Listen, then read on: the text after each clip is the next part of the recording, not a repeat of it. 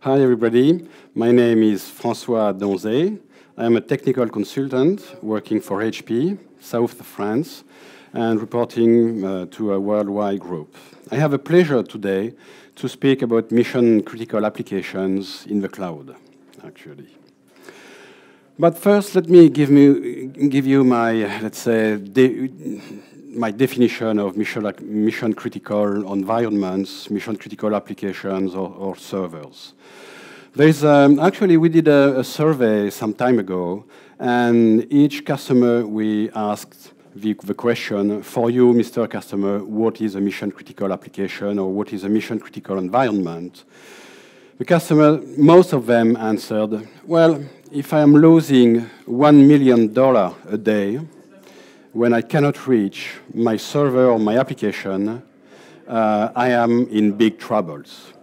So there is basically a consensus on mission-critical definition, which is higher reliability, availability, and serviceability in the infrastructure, in the applications, or in the servers, basically. So this is a kind of consensus for everybody in this definition. Then there is several ways to access that goal of higher RAS features.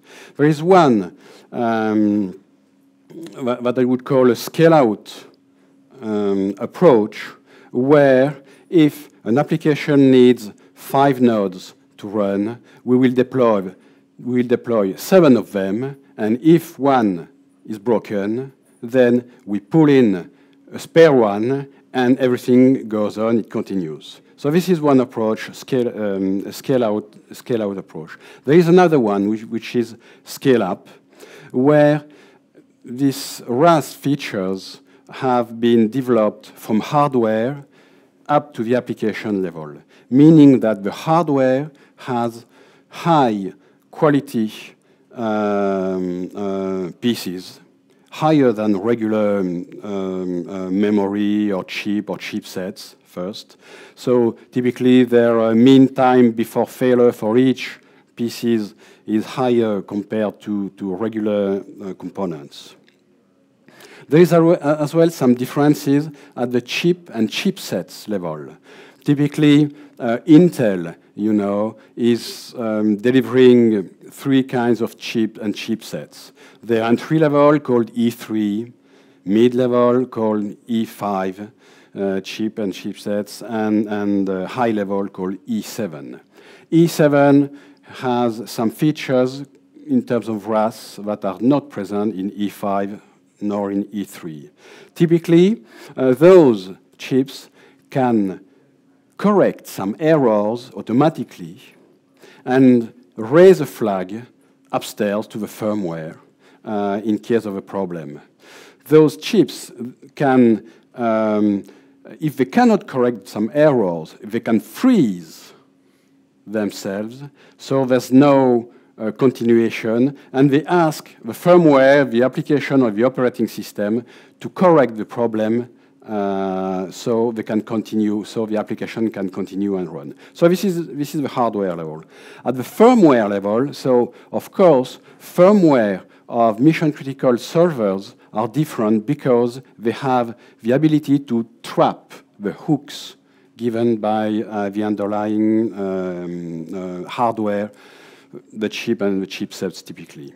So this is another differentiation between mission-critical servers and I would say regular or industry standard servers. However, the chip and the chipsets, they are exactly the same. Ivy Bridge from Intel running on a small client is the same as an Ivy Bridge chip running on a bigger system. Just those RAS features are different.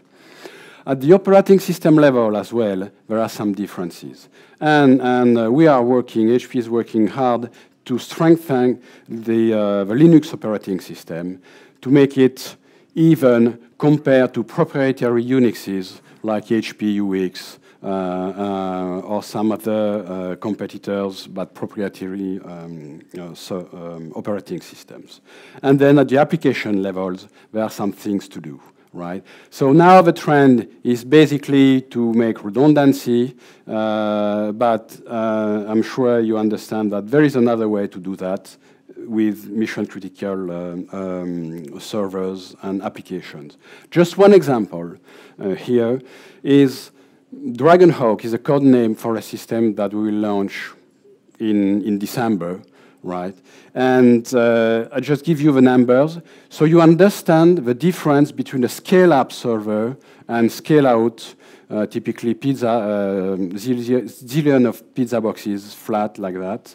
So this system will have 16 sockets with Ivy Bridge CPU from Intel, each of them having 15 cores. Don't ask me why 15 cores per socket. So at the end of the day, this box has 240 cores. If we enable hyperthreading, it's going to be 480 threads. Pretty massive. OK, who's going to want that? We'll see about that after. Concerning memory, total 12 terabytes in that single box. So 384 DIMMs, each of them 16 gigabyte DIMMs. We'll be able to go further afterward. Concerning IOs, 16 Flex LAN on motherboards cards, 24 mezzanines IOs. So pretty flexible system, pretty big box. And so, yes, the question is, why are you still making that? Because the trend is to go for scale out. Zillions of small boxes, one is dead. Yes, but if you talk to telecom people, telecom industry, usually at the end of each month, what do? They have their billing period, meaning that they are building the bill that you guys have to pay. If they don't, if they have a problem with the system running the billing, they don't get money from their customers. They are not happy. They are not happy at all right? Finance.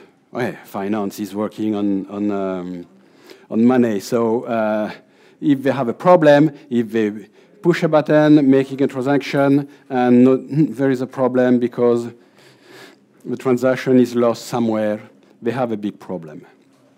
Online gaming. You know, those, I want to bet on that horse or whatever, they cannot afford the loss of one system. Now you would say, yes, okay, but they could use redundancy with smaller system. Yes, but sometimes they need performance as well. The billing process needs to be done within, let's say, 3 or 4 hours. So let's say during the night, 8 hours. And because this telecom customer has a lot of customers, they need a lot of memory, right? Then, so we need more than 1 terabyte or 2 terabytes. We need more than 10 terabytes. Right? So there are use cases, and there is a demand to have those kind of systems integrated in the cloud. Because the problem is today, those big boxes generally are statically configured. And okay, they can toggle something, so they do batch at night, OLTP during the day, but this is the old way of doing things. They want something more and more flexible than that. So there is a need for bringing the cloud flexibility inside those kind of boxes, right? So this is the generic demand: more flexibility using this a scale-up approach, and maybe an effort being done at the application level, because application should be reliable and more reliable as well. Well, there is a trend as well for that, so we are pretty optimistic here. So OpenStack can change the game, right? But there are some little things that has to be redefined or refined. And there is a big problem, typically for me, to work and bring my knowledge in that space in the community, because if a development team would like to work on the Dragonhawk, this box is very expensive. And it's difficult to say, hey, Mr. Developer, just buy one or two for the redundancy. No, you won't be able to do that.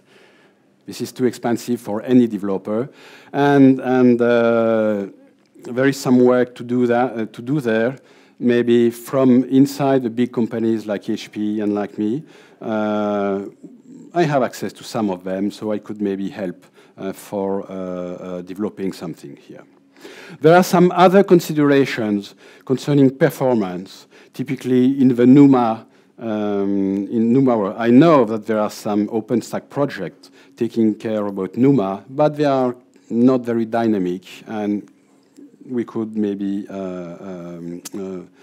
make some more life on those things. So, as a takeaway, big R1s in the mission-critical environments, there is a demand for that. And little adjustment, maybe a mindset for developers, OpenStack developers, could make the things go very, very smoothly. This is it for me. Thank you very much for your attention.